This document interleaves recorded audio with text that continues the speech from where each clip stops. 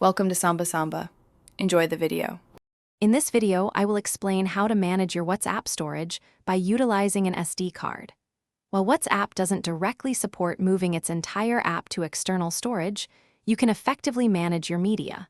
Begin by confirming your SD card is properly inserted and detected by your phone. This foundational step ensures you're ready to optimize your storage. We'll focus on practical methods to free up internal space. Now let's move your existing media. Open your phone's File Manager application. Navigate to your internal storage, find the WhatsApp folder, and then enter the Media subfolder. Here, you'll see folders like WhatsApp Images and WhatsApp Video. Select the files you wish to move, then choose the option to move them to your SD card. This process helps reclaim significant internal storage.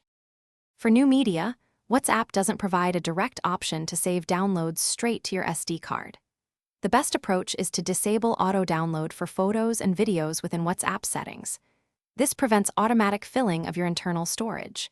Then, manually download only the media you need. Periodically, use your file manager to move these recently downloaded items from your internal storage to your SD card, maintaining free space.